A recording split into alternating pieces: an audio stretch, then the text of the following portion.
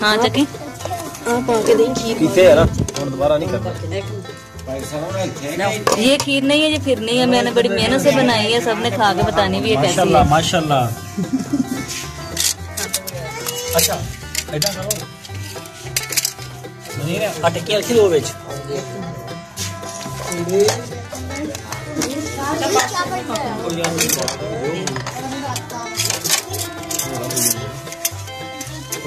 Video बनानी और अच्छा भी बनेगा। दो पा दे वो ना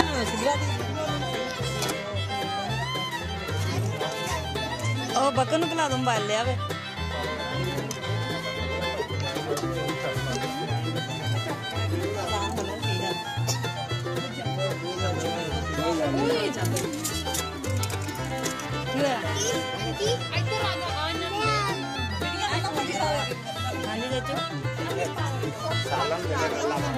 अच्छा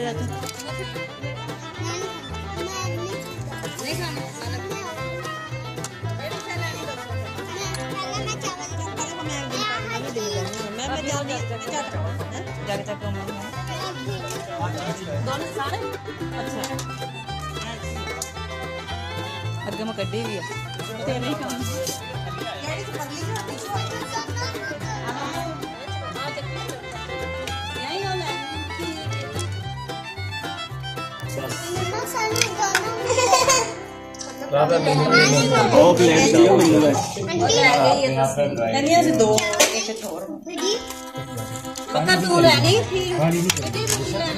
जो खागी लगी है ना आराम में बिल्कुल वेट कर आपे आ जाएंगे।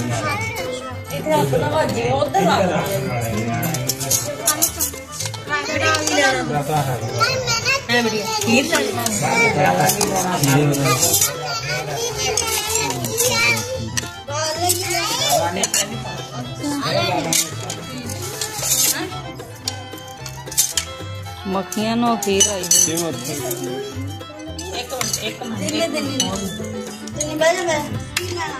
मैं क्या कुछ 3 मिनट भी बन गया।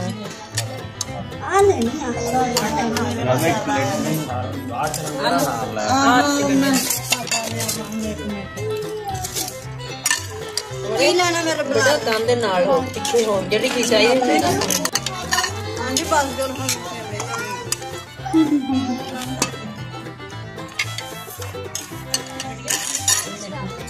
जेडी चीज चाहिए ना शाबाश बना ले हां चावल टिश्यू करना है अभी अब करने दो हां केडी आनी खानी बाटे दास ले यो हमरा दोरना नहीं कोई ओ भी खा के देख लो पीस ना खा कल दूसरे वाले ने भी खाना और लेना मैं खा हां हां ये डब्बा ही डाल दो इधर किसने खानी है सारे चावल आ दे चीज यो वे आंटी आ गई नहीं खाना और छोटी कोटी जो है सामान खाते हैं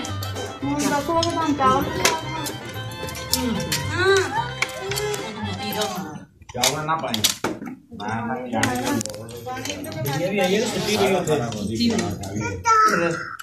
अभी आई तो सही गुस्से हो के जाकर 150 में